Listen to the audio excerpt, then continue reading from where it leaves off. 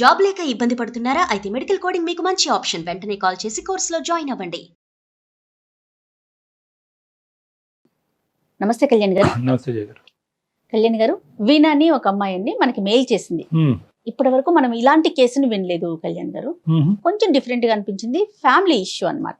వదిన మరదళ్ళు వీళ్ళ మధ్య జరుగుతున్న ఒక చిన్న ఇష్యూ. Right, call చేసేస్తానండి. చేయండి మేడం. ఈ అమ్మాయి ఇప్పుడు మరదలు అవుతుందండి, అంతే కదా? అంతేనండి. వాళ్ళ వదిన గురించి మాట్లాడుతున్నారు. యూజువల్ గా అటువైపు చూస్తూ ఉంటానులేండి ఎక్కువ.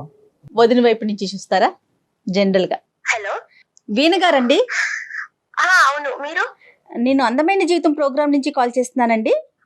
మేడం చెప్పండి మేడం. నమస్తే అండి, బాగున్నారా? నమస్తే మేడం, బాగున్నాను. మీరు బాగున్నారా? బాగున్నానండి. మీ మెయిల్ చూసాను. సో కళ్యాణ్ గారితో జస్ట్ డిస్కస్ చేశాను. ఒకసారి మాట్లాడతారా? సార్ కూడా స్టూడియోలో ఉన్నారు. మీరు ఫ్రీ ఉన్నారా?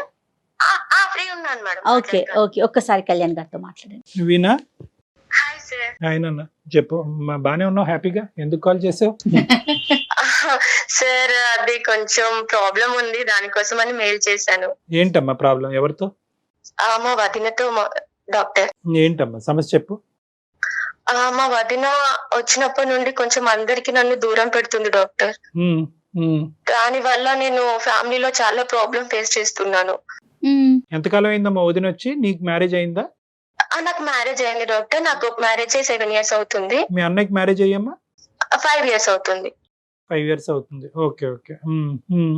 అందరూ అమ్మ నాన్న అందరూ కలిసే ఉంటారా? వదిన, అన్నయ్య, అమ్మ నాన్న అందరూని కలిసే ఉంటారు. రైట్. పక్క పక్కనే ఉంటారు.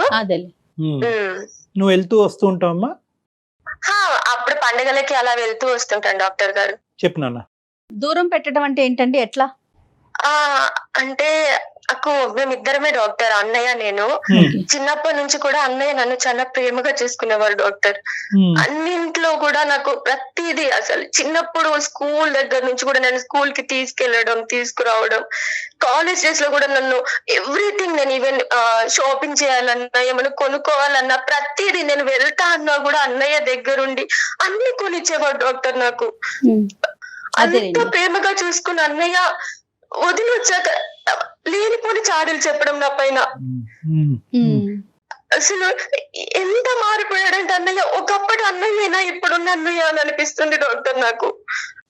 అన్నయ్య మారిపోయాడమ్మా? లేదంటే అంటే అన్నయ్యలో మార్పు రావటానికి అన్నయ్యే కారణమా, వదిన కారణమా? వదిన అంటే చిన్న వాటిని కూడా పెద్దగా చేసి చెప్తారు డాక్టర్ గారు. అంటే ఏం లేకపోయినా బయటకు తీసుకెళ్తుండు, అంటే మా పిల్లలకు కావాలి కదా అన్ని తనకే పెడుతుండు అనేసి. ఇప్పుడు ఎప్పుడో ఒకసారి వెళ్ళినప్పుడు అన్నయ్య చూసుకోవడంలో తప్పేముంది డాక్టర్? అన్నయ్య అన్నాక ఆ మాత్రం చూసుకుంటారు కదా. చూసుకోవచ్చు, కానీ ఏంటంటే అతని కాన్సన్ట్రేషన్ అంతా ఇటువైపే ఉందేమో అని వదిన భావిస్తుంది. తన ఫ్యామిలీ వైపు కూడా చూడాలి కదా, తన పిల్లల వైపు కూడా చూడాలి కదా అని చెప్పి. మరి అది అన్నయ్య కూడా కరెక్ట్ గా బ్యాలెన్స్ చేసుకుంటున్నాడో లేదో అనే దాన్ని బట్టి ఆధారపడి ఉంటుంది కదమ్మా. డాక్టర్ గారు, నేను పెళ్ళైన అమ్మాయిని, నేను వచ్చేది ఎప్పుడో ఒకసారి. నన్ను చూడడానికి ఎలాగో అమ్మా నాన్న కూడా పెడతారు డాక్టర్ గారు. ఇంకా అన్నయ్య అన్నాక అన్నయ్య వంతు ఎంతో కొంత చెల్లెకి పెట్టాలని ఉంటుంది కదా. పెట్టాలి. కానీ వదిన పర్మిషన్ ఇవ్వకుండా అన్నయ్య పెట్టే పరిస్థితి లేదు ఏమ్మా? ఇంకా తన శాలరీ వస్తూ ఉంటుంది కాబట్టి ఇంకా వచ్చేటప్పుడు ఏదో ఒకటి తేవడం, తెచ్చినప్పుడు ఇవ్వడం, పిల్లలకి తేవడం ఉంటుంది కదా డాక్టర్ గారు, ఇంట్లో అందరికి, అమ్మా నాన్నకి. రైట్. వదినకి ఎంతమంది పిల్లలు, నీకెంతమంది పిల్లలమ్మా? నీ పరిస్థితి? వదినకి 2 పిల్లలు డాక్టర్ గారు, నాకు ఇంకా పిల్లలు లేరు. అట్లీస్ట్ నాకు పిల్లలు అంటే చాలా ఇష్టం చిన్నప్పటి నుంచి కూడా. నేనే చిన్నదాన్ని కాబట్టి ఇంట్లో పిల్లలు కూడా లేరు కదా డాక్టర్ గారు. చిన్నప్పటి నుంచి కూడా చాలా ఇష్టం పిల్లలు అంటే. అట్లీస్ట్ నేను పిల్లల్ని ఎత్తుకుందామన్నా కూడా నీకు పిల్లలు లేరు, నా పిల్లల్ని నువ్వు దగ్గరికి తీసుకోవద్దు అనేసి అసలు చాలా దగ్గరికి కూడా రానిచ్చేది కాదు డాక్టర్ గారు.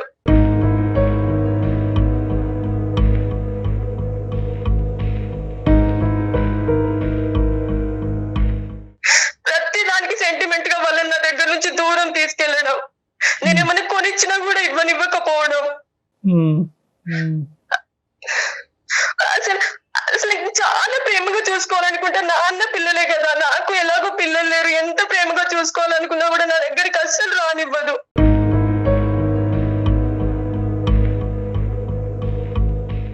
కాదు వీణా, అమ్మ వీణా, ఇప్పుడు నీ సైడ్ నుంచి ఏమన్నా ఉందా ప్రాబ్లము? అంటే వదినతో నువ్వు అంటే బ్రదర్ కి అన్నయ్యకి ఎక్కువ ప్రిఫరెన్స్ ఇవ్వటం, తెలియకుండానే వదిన్ని కొద్ది దూరం పెట్టము అనేటటువంటిది ఏమన్నా ఉందా? బహుశా నువ్వేమన్నా వదిన దగ్గర చేసుకునే ప్రయత్నం? నేను పెళ్లి చేసుకొని ఒక ఇంటికి వెళ్ళాను. తను ఒక ఇంటి నుండి వచ్చిన అమ్మాయి. తను నాతో కరెక్ట్ ఉన్నాక నేను ఎందుకు ఉండను డాక్టర్ గారు? నాకు తెలియక అడుగుతున్నానమ్మా. అంటే మనకు తెలియకుండానే కొన్ని సందర్భాల్లో అన్నయ్యతో ర్యాపో పెంచేసుకుంటాం, ఉదయాన్ని తెలిసి తెలియకుండా దూరం పెడతా ఉంటాం. తెలియకుండానే అలా జరుగుతూ ఉంటుంది. ఎందుకంటే చిన్నప్పటి నుంచి నీకు అన్నయ్యతో ఉండే అనుభవం ఉంది, కానీ వదినతో ఉండే అనుభవం కొత్తది కదా. కొత్త వ్యక్తి కదా. కొత్త వ్యక్తి అయ్యేటప్పటికి ఏంటంటే వదిన అనేటటువంటి క్యారెక్టర్ ని నెగిటివ్ షేడ్ లో చూడకుండా ఉండటం, వదినకి కావాల్సినటువంటి మర్యాద, ఇంపార్టెన్స్ ఆ కుటుంబంలో ఇవ్వటం అనేది కూడా చాలా ఇంపార్టెంట్ అమ్మా. సో అది ఇస్తున్నావా లేదా అనేది నా ప్రశ్న. ఖచ్చితంగా డాక్టర్ గారు. నేను ఈవెన్ నేను ఒక ఇంట్లో ఉండి ఆ బ్రదర్ మీద సాధిస్తున్నాను, ఏదో రకంగా నేను తనని పరాయిదాన్ని చేసి చూస్తున్నాను అంటే ఓకే డాక్టర్ గారు. నాకు ముందే పెళ్లి అయిపోయింది. నేను వచ్చేదే ఎప్పుడో ఒకసారి పండుగలకు వస్తాను, 2-3 రోజులు ఉండి వెళ్ళిపోతాను. అంటే మీ ఇద్దరు ఇప్పుడు ప్రెసెంట్ అయితే టాకింగ్ టర్మ్స్ లోనే ఉన్నారమ్మా. ఇంటికి వెళ్తున్నావా వెళ్ళట్లేదు? అక్కడ మీ పుట్టింటికి వెళ్తున్నావా వెళ్ళట్లేదా? ఎప్పుడో ఒకసారి వెళ్తాను, కానీ వెళ్ళినప్పుడు కూడా ఆ వదిన అసలు పలకరించదు, సరిగా మాట్లాడదు, ఏదో పరాయి వాళ్ళని చూసినట్టు చూస్తది. అస్సలు అన్నయ్యని నాతో మాట్లాడనివ్వదు, పిల్లల్ని నా దగ్గరికి రానివ్వదు, లేని పోనీ లెక్కి చెప్తది. ఒకసారి డాక్టర్ గారు అన్నయ్య వదిన వాళ్ళ యానివర్సరీకి వదినకి నెక్లెస్ కొనిచ్చారు. అది ఒక రోజు ఏమైందంటే, నేను బ్యాగ్ తీసుకెళ్తాను కదా, నేను లగేజ్ తీసుకొని వెళ్ళినప్పుడు ఒక రోజు సడన్ గా నా బ్యాగ్ లో దొరికింది. అది పోయింది, సర్చ్ చేస్తుంటే నా బ్యాగ్ లో దొరికింది. అది కూడా వదినకి దొరికింది.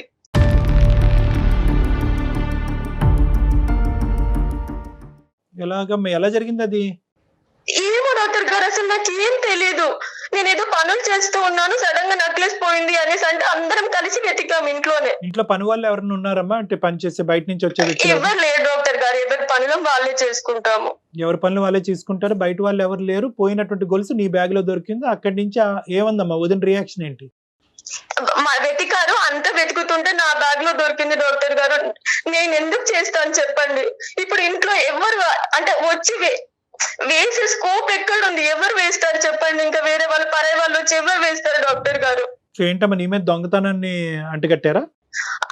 అంటే అన్నయ్యకు దూరం చేయాలనే ఆలోచనతో అలా చేసిందేమో అని నా అనుమానం డాక్టర్ గారు. ఆయన ఎలా బిహేవ్ చేస్తాడు? మీ బ్రదర్ ఎలా బిహేవ్ చేస్తారండి మీతో? అన్నయ్య బానే ఉంటారు, కానీ ఇప్పుడు కొంచెం మారిపోయి మాటలు తగ్గించడం. ఒక నిమిషం, ఇందాక సంఘటన బహుశా చాలా కీలకమైన సంఘటన కాబట్టి అడుగుతున్నాను. అన్నయ్య రియాక్షన్ ఏంటమ్మా ఆ ఇష్యూ అప్పుడు? నిన్ను తప్పు పట్టాడా, లేదంటే ఏదో యాక్సిడెంట్ లో? ఎవరిని ఏం అనలేకపోయారు డాక్టర్ గారు. ఇప్పుడు నన్ను అంటే నేను బాధపడతాను, వదినని అన్న వదిన బాధపడుతుంది. సో ఆ రోజు ఆ సంఘటన తర్వాత ఎవరి సైడ్ నుంచి ఎటువంటి రియాక్షన్స్ లేవు, కానీ నీకు వదినకి మధ్యన మాత్రం గ్యాప్ పెరిగింది.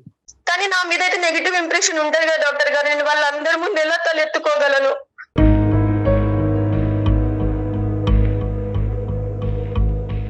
నేను ఒక ముద్ర అనేది నా మీద పడిపోతుంది కదా. నేచురల్ గా పడుతుందమ్మా.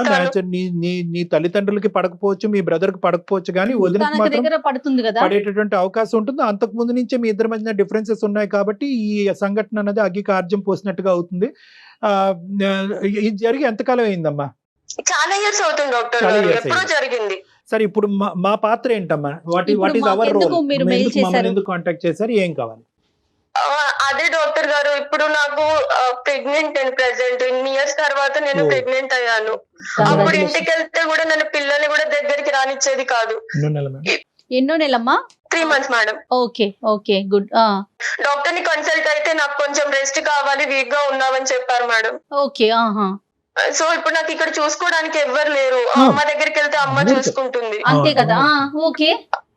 కానీ ఇప్పుడు వదిన పక్కనే ఉంటుంది. మళ్ళీ లేనిపోని ఏం క్రియేట్ చేస్తారు, నాకు మనశ్శాంతి ఉండదు. బేబీ గ్రోత్ ఎలా ఉంటది, బేబీ చూసుకోవాలి, మంచి తిని మనశ్శాంతిగా ఉంటేనే కదా మేడం. అమ్మ వాళ్ళతో బాగుంటుందా వదిన? ఏమండి అంటే చిన్న చిన్న క్లాషెస్ ఉంటాయి మేడం.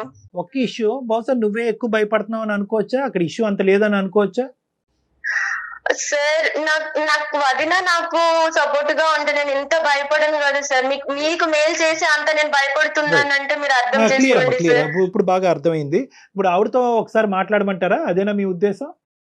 ఒక్కసారి తను కన్విన్స్ అయితే నేను వెళ్ళి కూడా అక్కడ ప్రశాంతంగా ఉండగలను. కన్విన్స్ అంటే ఏంటంటే రమ్మనండి, నేను ఎక్కడ ఆపానండి అంటది ఆవిడ. అది కాదు కదా ఇక్కడ ఇష్యూ. కానీ ఏంటంటే ఆవిడలో మార్పు కావాలి, మీ ఇద్దరి మధ్య ఏమైనా డిఫరెన్సెస్ ఉంటే అవి క్లియర్ అవ్వాలి. క్లియర్ అయ్యి నాతో ఓపెన్ గా ఉంటే ఓపెన్ గా ఓపెన్ గా ఉండి ఓపెన్ గా ఇద్దరు మాట్లాడుకుని మిస్అండర్స్టాండింగ్స్ ఏమైనా ఉంటే క్లియర్ చేసుకుంటే కనుక అక్కడ నువ్వు ఎన్ని రోజులు కావాలంటే అన్ని రోజులు ప్రశాంతంగా ఉండొచ్చు. లేదంటే ఒత్తిడితో ఉంటే కనుక బిడ్డ మీద ప్రభావం పడుతుందని భయపడుతున్నావు. ఇక్కడ ఉండలే, నీకు మీ ఇంట్లో ఉండలేనటువంటి పరిస్థితి, అంతే కదమ్మా? అంతే డాక్టర్ అయితే గారు. వీణ ఇక్కడ ఇంకొక విషయం ఉందండి, తను హట్ అయ్యే అవకాశం కూడా ఉంటుంది. ఎందుకంటే ఇప్పుడు ఇంట్లో మీ ఇద్దరి మధ్య జరుగుతున్నది, ఇప్పుడు మీరు ఒక్కరే మాట్లాడారు, తన మనసులో ఏముందో తెలీదు, మీ వైపు నుంచి తను ఎలాంటి ఇబ్బంది ఫేస్ చేసిందో కూడా తెలియదు కదా. మాతో మాట్లాడిస్తున్నందుకు కూడా ఇబ్బంది పడవచ్చు. ముందుగా మీరు చెప్పండి. అంటే ప్లస్ తను ఏదైనా పాయింట్స్ మీ వైపు నుంచి ఏమైనా పాయింట్స్ చెప్తున్నప్పుడు కొంచెం కూల్ గా వినండి, వినే ప్రయత్నం చేయండి, మీరు కూడా యాక్సెప్ట్ చేయండి. మీ ఇద్దరి మధ్య ఉన్న డిఫరెన్సెస్ ఏంటి, మీ ఇద్దరి మధ్య బాండింగ్ ని బలపరచడానికి మా వంతు ప్రయత్నం ఏం Yes. చేయాలన్నది ఆ అమ్మాయికి ఓపెన్ ఎండెడ్ క్వశ్చన్ అడిగితే షీల్ ఫీల్ మోర్ కంఫర్టబుల్. సరే డాక్టర్ గారు. Okay okay. మీరు మాట్లాడే వ్యక్తి మీ కాల్ ని హోల్డ్ లో పెట్టారు. దయచేసి लाइन లో వేచి ఉండండి. आपका कॉल होल्ड पर है. लाइन पर बने रहें या कुछ देर बाद कोशिश करें. Hello hello. వదిన బాగున్నావా? బాగున్నాను వీణా, నువ్వెలా ఉన్నావు? బాగున్నాను వదిన. అన్నయ్య పిల్లలు బాగున్నారా? అందరూ బాగున్నారు. ఏంటి అన్నయ్య చాలా రోజులు చేసావు? నేను ఒక హ్యాపీ న్యూస్ చెప్దామనే చేశాను. తెలుసులే, ఈ మధ్య విన్నాను.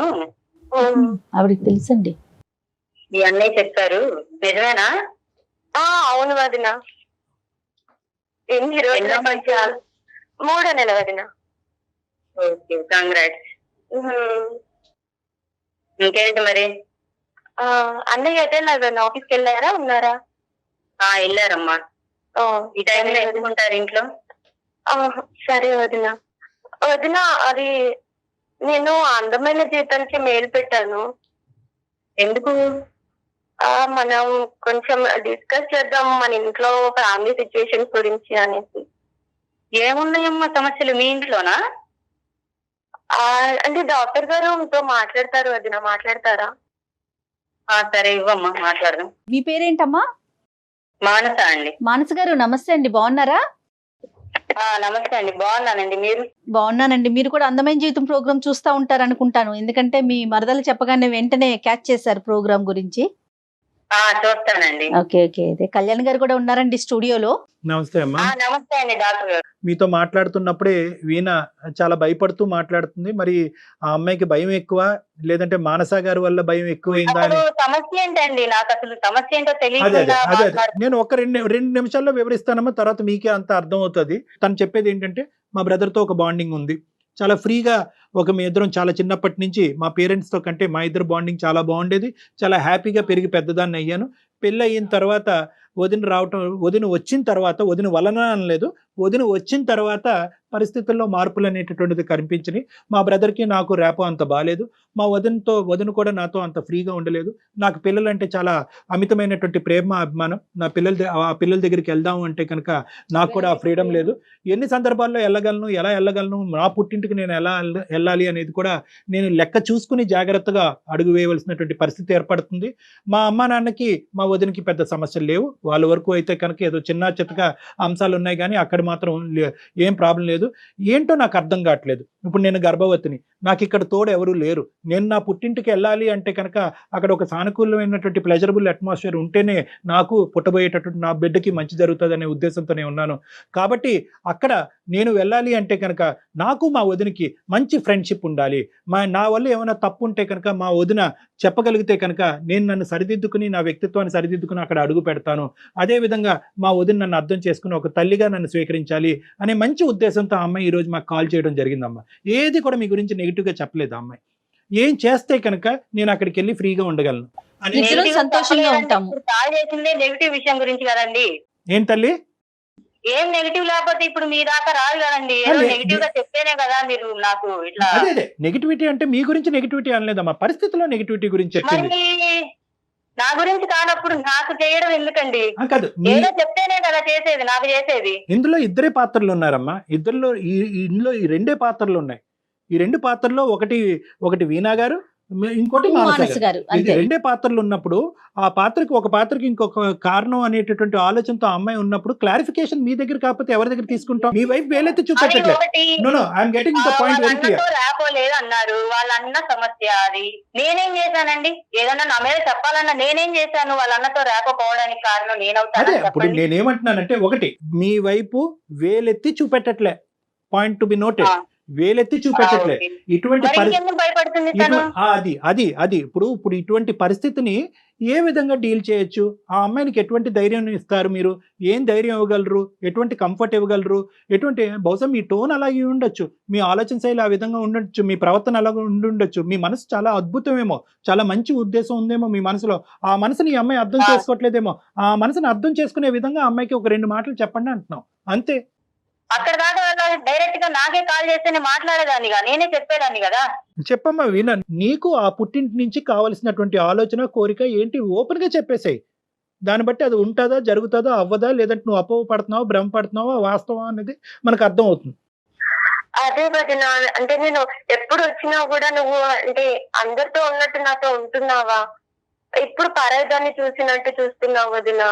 నాకు అది చాలా బాగా ఎందుకు చూస్తానమ్మా? నేనే పరాయిదాన్ని. వదిన, నాకు పిల్లలు లేనప్పుడు మీరు ఎలా చేశారు వదిన? పిల్లల్ని అట్లీస్ట్ నా దగ్గరికి రానిచ్చారా మీరు? నాకు పిల్లల్ని నేను ఎంత బాగా చూసుకుంటాను, వాళ్ళంటే నాకు ఎంత ప్రేమ వదిన.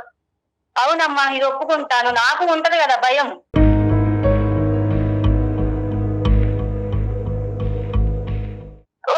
సమాజంలో జరుగుతుందే కదా నేను చేశాను. బయట వాళ్ళంటే ఏదో అనుకోవచ్చు వదిన, ఇంట్లో వాళ్ళు కూడా ఇలాంటి ఫాలో అయ్యి ఇలా చేస్తే నా మనసు ఎంత బాధపడిద్ది, నాకు ఎంత కష్టంగా ఉంటది తెలుసు కదా వదిన. అన్నయ్య కూడా ఎంత మారిపోయారు, నాతో ఒకప్పటిలాగా ఉంటుండ్రా.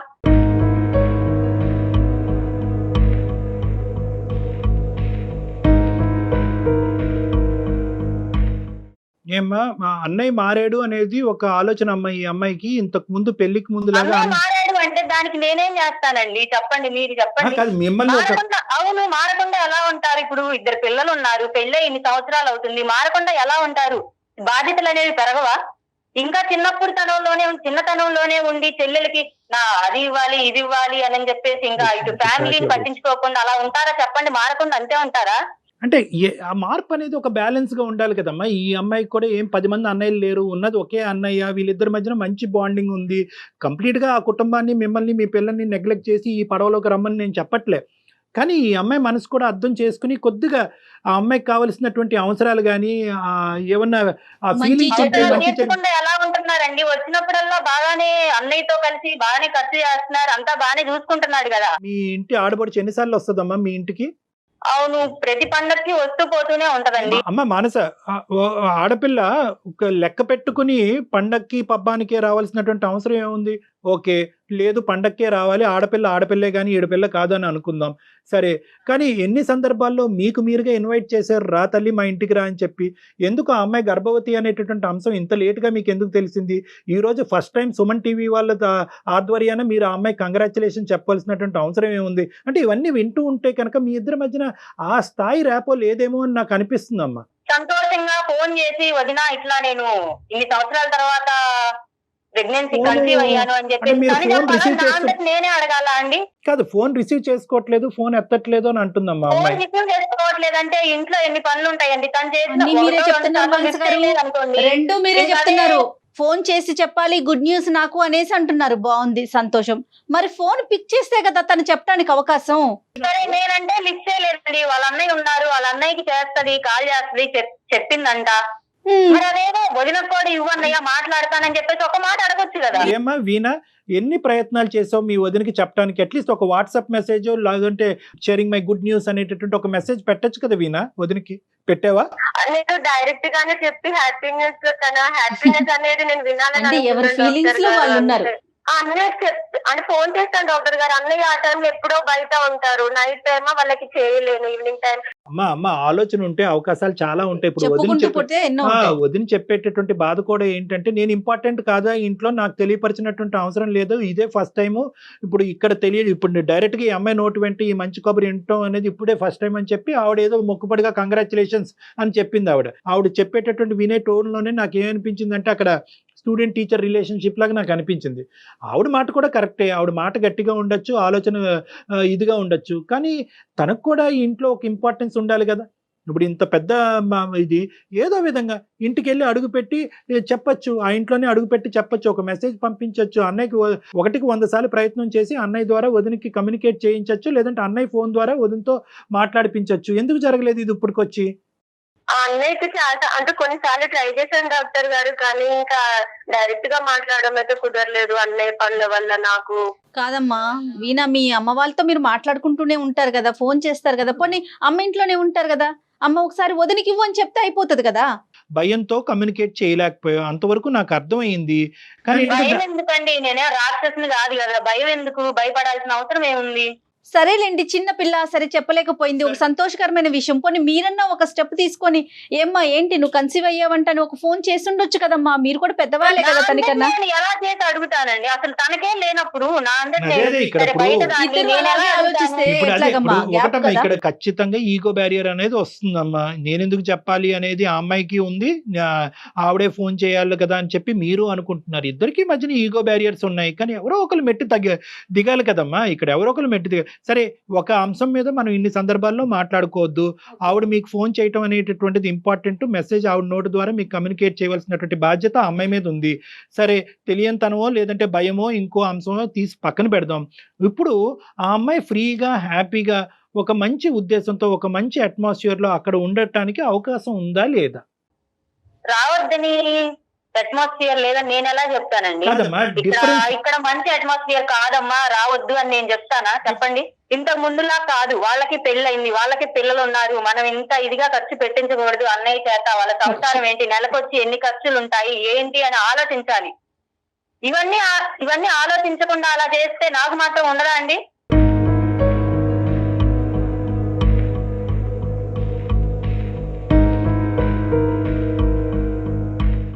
వదిన అమ్మ నాన్న కూడా చూసుకుంటున్నారు కదా వదిన, ఎప్పుడు వాళ్ళని చూసుకునేదే, వాళ్ళ ప్రేమని ఆ మాత్రం చేయరా వదిన? మీరు ఇంటికి వెళ్తే మీ వాళ్ళు చూసుకోరా మిమ్మల్ని? నేను ఇంత ఖర్చు పెట్టించినమ్మా. ఇక్కడ ప్రధానమైనటువంటి అంశం, కీలకమైనటువంటి అంశం, మనీ. ఆడపిల్ల, మన ఇంటి ఆడపిల్ల మన చేత ఖర్చు పెట్టిస్తుంది అనేటటువంటిది, అది మీ భర్త మీద భారం అవుతుంది, దానివల్ల మీ కుటుంబం నెగ్లెక్ట్ అవుతుంది అనే భావం మీకుంది. ఏంట ఖర్చు? ఇన్ని సంవత్సరాల్లో ఈ అమ్మాయి ఎన్ని వస్తువులు కొనిపించింది, ఏ విధంగా ఆర్థికంగా మీ కుటుంబం మీద భారం పెంచింది చెప్పండి. ఏముందండి, పండక్కి వచ్చినప్పుడు షాపింగ్ కానీ ఇలా అన్నయ్యని తీసుకొని బయటికి వెళ్ళడం, వాళ్ళ అన్నయ్యకి కూడా అంతేనండి. ఈవిడ వస్తే కొంచెం ఆయనకి ఎక్కడ లేని సంతోషం వస్తది. ఆమె అడగకుండానే అన్ని ఖర్చు పెట్టిచ్చేస్తాడు. ఖర్చు అంటే ఏంటండి మానస గారు మీ ఉద్దేశంలో? అంటే ఎలాంటి ఖర్చు? ఏదో ఆడపిల్ల ఇంటికి వస్తే ఒక చీర పెట్టి పంపిస్తాం. ఎన్ని ఆస్తులు అమ్మేసుకున్నారు, ఎన్ని లక్షలు ఖర్చు పెట్టేశారమ్మా ఈ ఖర్చు వల్ల? ఆస్తులు అమ్మేసుకొని అక్కర్లేదండి, ఆస్తులు ఇప్పుడు ఒక రోజు షాపింగ్కి వెళ్ళారు, 10,000 ఖర్చు అయింది, ఆ 10,000తో మాకు నెల గడుస్తుందండి, నెల గడుస్తుంది. అవునమ్మా, అది సంవత్సరానికి ఒకసారే కదమ్మా, ఇది ప్రతి వీకెండ్ ఒకసారి ఏంటండి, నెలకు ఒక పండగ వస్తుంది, పండగకి ఒకసారి ఆడపడిచి ఇంటికి వస్తుంది.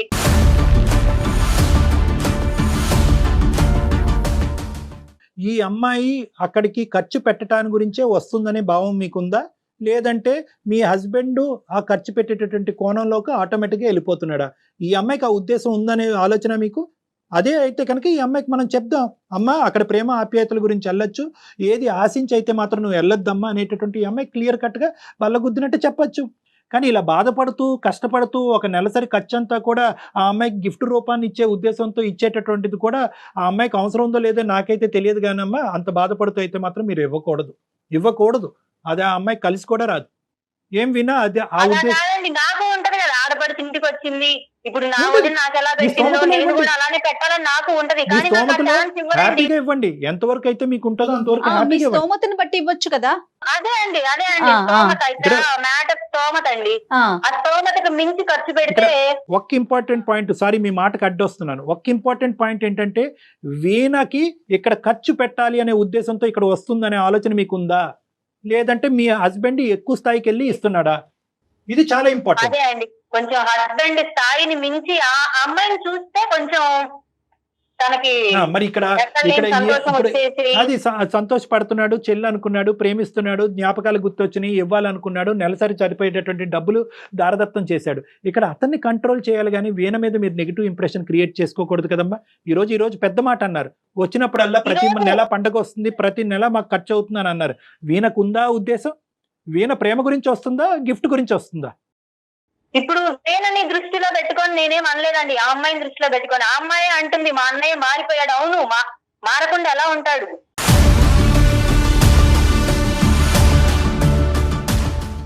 ప్రతి పండగకి కూడా 10,000 చొప్పున ఖర్చు పెట్టుకుంటూ పోతూ ఉంటే రేపు రోజున ఉండే పరిస్థితి ఏంటి అనే ఆలోచన వస్తుందా రాదా? మేడం ఇక్కడ పాయింట్ ఈస్ వెరీ క్లియర్.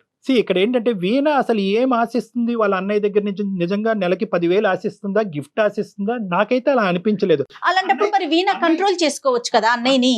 అన్నయ్య నాకు ఇంత పెద్ద గిఫ్ట్ వద్దు, నేను పుట్టింటికి ఏదో వస్తున్నాను, నన్ను ముచ్చటగా చూసి పంపించండి, కడుపు నిండా పెట్టి పంపించండి అని వీణ కంట్రోల్ చేయొచ్చు కదా.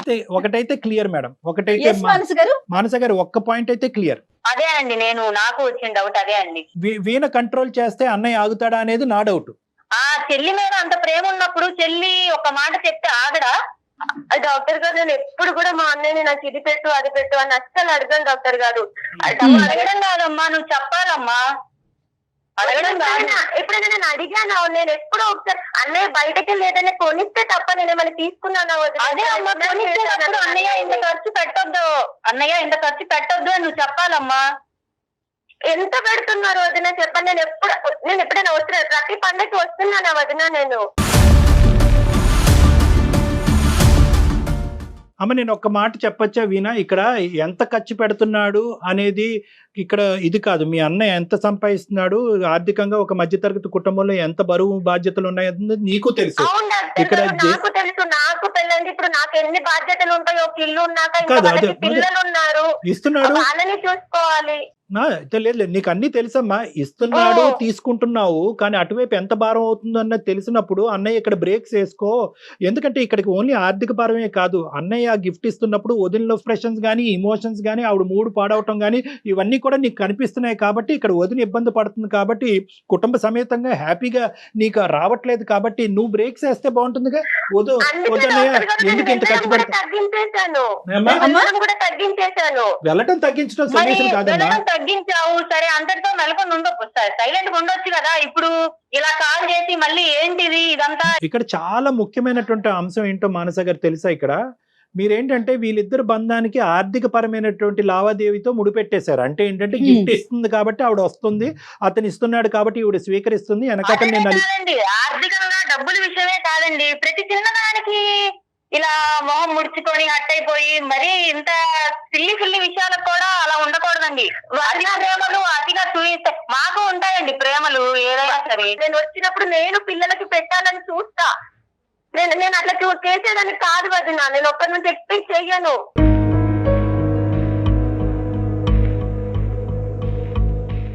అన్నయ్య పెడితే ప్రేమగా పెడితే తీసుకుంటాను తప్ప నేను అన్నయ్య నీకు నోటు చేసి నేను తీసుకొని నేను నా ఇంటికి వెళ్ళిపోవాలని నేను చూడను వదిన.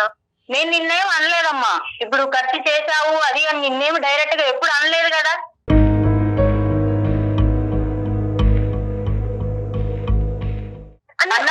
వచ్చినప్పుడు ఎలాగో అమ్మ వాళ్ళు కదా చూసారు వదిన, అన్నయ్య ఏదైనా తెచ్చి నాకు ప్రేమగా ఏదైనా బయట నుంచి కొనుక్కొచ్చేమని ఇస్తే అమ్మ వాళ్ళని చూసేది ఎవరు? మేమే కదా. అమ్మ వాళ్ళకి ఇన్కమ్ సోర్స్ ఏది? మేమే కదా. డాడీకి ఎంతో కొంత పెన్షన్ వస్తుంది, వాళ్ళ పెన్షన్ తోనే బతకరగమ్మా, నెలంతా పెన్షన్ తోనే గడవదుగా. వాళ్ళకి ఎంత ఖర్చు అవుతుంది వదిన చెప్పండి? కిరాణం ఖర్చులు జస్ట్ వాళ్ళు వచ్చిందంటే వాళ్ళు బ్రతకగలరు, అందులోనూ కదా వదిన. నేను వచ్చినప్పుడు కూడా నన్ను కూడా చూసుకుంటున్నారు కదా, అన్నయ్య ప్రేమతో తెచ్చి పెట్టేదే కదా. ఇక్కడ ఏంటంటే నా పుట్టింటికి కేవలం ప్రేమ ఆప్యాయతలు సంతోషం గురించే వెళ్తున్నాను, మీ స్తోమతలో మీకు ఇబ్బంది లేకుండా ఏదైతే ఇస్తే అది నేను తీసుకుంటాను అనే పిక్చర్ క్రియేట్ అయినప్పుడు చాలా వరకు ఈ సమస్య ఇది అయిపోతుంది. సమస్యగానే అనిపించదు అసలు. ఆవిడకి ఏంటంటే నెల నెలగా పండగ వచ్చినప్పుడల్లా ఆవిడ గుండెల్లో రైలు పరిగెడుతుంది.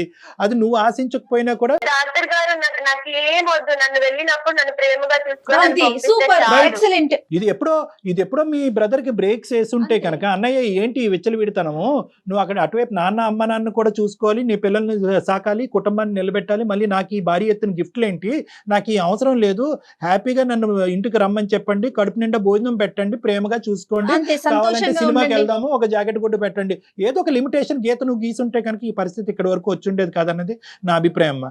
ఎటొచ్చి మానస, ఇక్కడ నీ సైడ్ ఏంటంటేనమ్మా, దయచేసి ఇది అమ్మాయికి విపరీతమైనటువంటి పిల్లలు అంటే ప్రేమ, అదొకటి కనిపిస్తా ఉంది మనకి. ఎందుకు ఈ లిమిటేషన్, ఎందుకు నీ పిల్లల వరకు వస్తే కనుక ఆ అమ్మాయి ఏం చేస్తుందని మీ భయం. దయచేసి ఏంటంటే బహుశా ఎక్కడో ఉండేటటువంటి ఒక వ్యతిరేకత, ఒక ఆలోచన, పిల్లల్ని దూరం పెట్టడం అనేటటువంటి దాని వరకు తీసుకురావద్దు. ఎందుకంటే ఆ పసిప్రాణులు అంటే కుటుంబం ప్రధానంగా కలిసి ప్రయాణం చేసేది పిల్లల వల్లేనండి.